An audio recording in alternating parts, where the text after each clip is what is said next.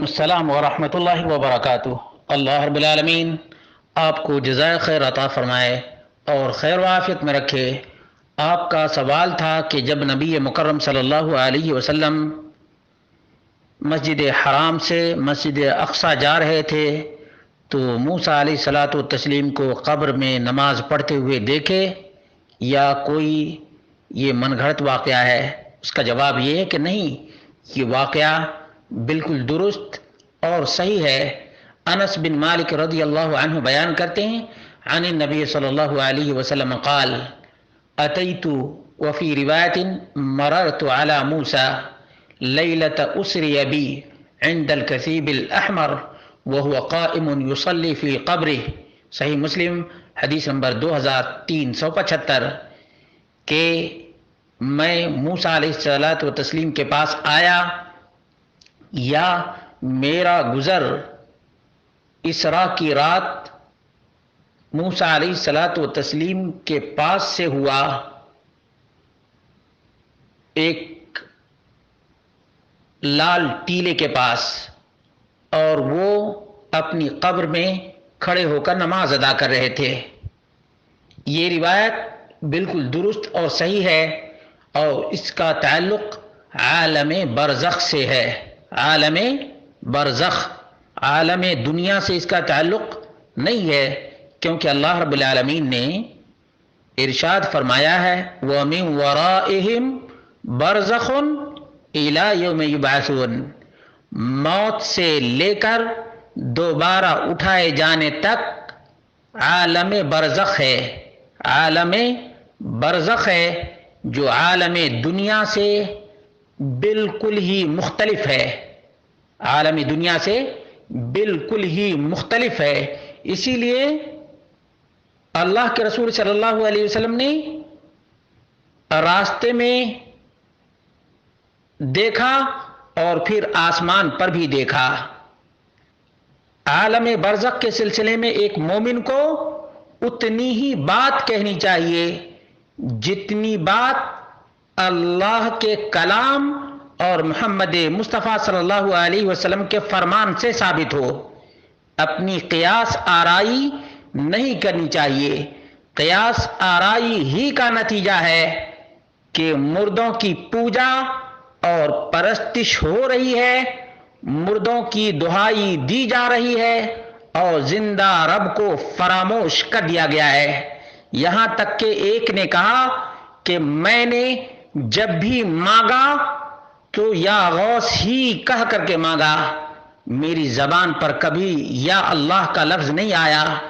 تو یہ قیاس آرائی کا بدترین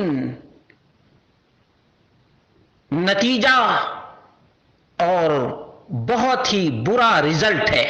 یاد رکھے گا، عالم برزخ کو اللہ رب العالمین نے جتنا بیان کیا ہے، محمد رسول اللہ صلی اللہ علیہ وسلم نے جتنا ہی ایکسپلین کیا ہے، ہمیں اس سے آگے نہیں بڑھنا چاہیے، اس لیے کہ مومن کی صفت ہے یؤمنون بالغیب۔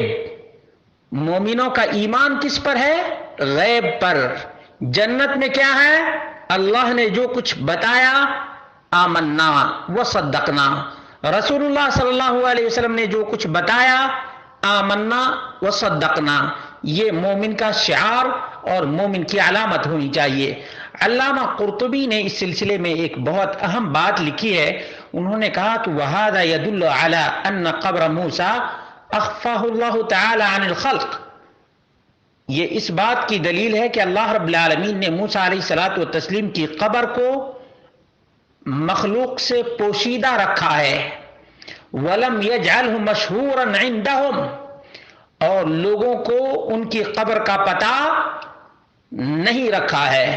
وَلَعَلَّ ذَلِكَ لِأَلَّا يُعْبَدْ وَاللَّهُ أَعْلَمُ، اصل حقیقت تو اللہ تبارک و تعالیٰ ہی بہتر جانتا ہے، لیکن لگتا ہے اس لیے اللہ رب العالمین نے پوشیدہ رکھا تاکہ موسیٰ کی قبر کی پوجا، پرستش اور عبادت نہ کی جائے۔ یہ شرح مسلم جلد نمبر 6 صفحہ نمبر 222 پر، اور اسی طرح سے یہی بات عمدۃ القاری للعینی علامہ عینی الحنفی نے بھی یہ بات لکھی ہے، عمدۃ القاری جلد نمبر 12 صفحہ نمبر 474۔ شیخ ناصر الدین الالبانی کہتے ہیں کہ وفات کے بعد کی زندگی دنیا کی زندگی سے بالکل یکسر مختلف اور الگ ہے۔ ذلك لأن الحیات البرزخیہ غیب من الغیوب، برزخی زندگی غیبوں میں سے ایک غیب ہے۔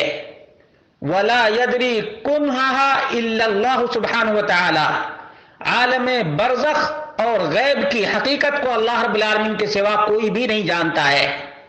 ولكن من الثابت والمعلوم انها تختلف عن الحیات الدنیویہ، لیکن ایک بات جو ثابت ہے، متحقق ہے، وہ یہ ہے کہ دنیاوی زندگی سے برزخی زندگی بالکل ہی مختلف ہے۔ ولا تخضع لقوانینها، اور عالم برزخ دنیاوی قوانین سے تمام کے تمام اعتبار سے بالکل الگ ہے۔ فالانسان فی الدنیا یاکل ویشرب ویتنفس ویتزوج ویتحرک ویتبرز ویمرض ویتکلم، دنیا کی زندگی میں انسان کھاتا ہے، پیتا ہے، سانس لیتا ہے، شادی بیاہ کرتا ہے، حرکت کرتا ہے، پیشاب پخانے کی قضاء حاجت کی ضرورت ہوتی ہے، بیمار بھی ہوتا ہے، بات بھی کرتا ہے۔ ولا احد یستطیع ان یثبت ان احدا بعد الموت حتی الانبیاء علیہم السلام وفی مقدمتہم نبینا محمد صلی اللہ علیہ وسلم تعرض له هذه الامور بعد موتہ، یہاں تک کہ تمام کے تمام ان میں نبی مکرم صلی اللہ علیہ وسلم بھی ہیں، کوئی نہیں کہہ سکتا کہ انبیاء علیہ الصلوۃ والتسلیم نے اس طرح سے کھایا پیا، بیمار ہوئے، بات کیے، بالکل کوئی نہیں کہہ سکتا ہے۔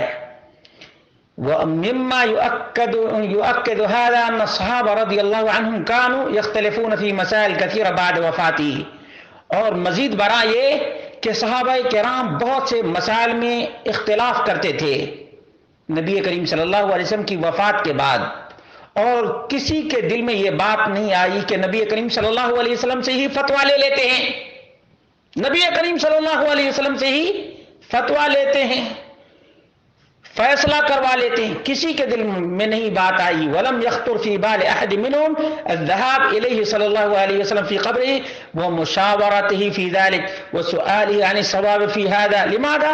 ان الامر واضح جدا وهو انهم كلهم يعلمون، بات بالکل واضح اور کلیئر ہے، وہ یہ ہے کہ صحابہ کرام اچھی طرح سے جانتے تھے اور یقین رکھتے تھے کہ نبی کریم صلی اللہ علیہ وسلم دنیا سے فارقت دنیا، اسی لیے ام المؤمنین عائشہ رضی اللہ تعالی عنہ بیان کرتی ہیں، اور بہت سی روایت میں حتی فارقت دنیا، یہاں تک کہ دنیا کو تج دیا، دنیا سے چلے گئے، دنیا سے رخصت ہی ہو گئے۔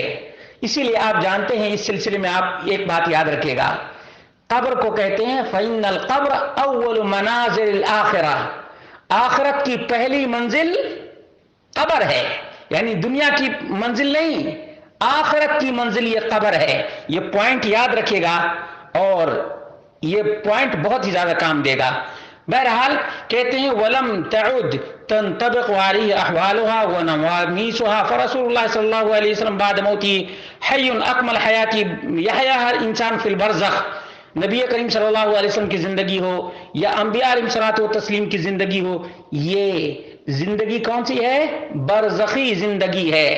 وَلَكِنَّهَا حَيَاةٌ خَاصَّةٌ لَا تُشْبِهُ حَيَاةَ الدُّنْيَا، برزخ کی زندگی اور حیات برزخیہ بالکل دنیا کی حیات اور دنیاوی زندگی سے یکسر مختلف ہے۔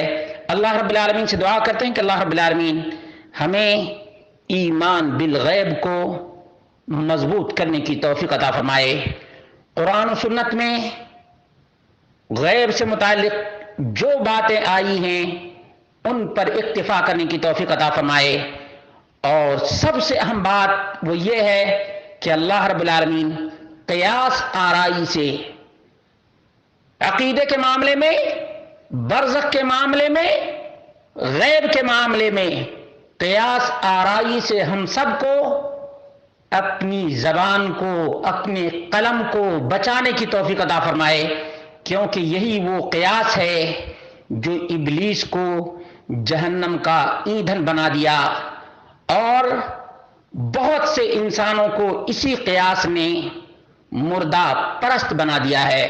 مردہ پرست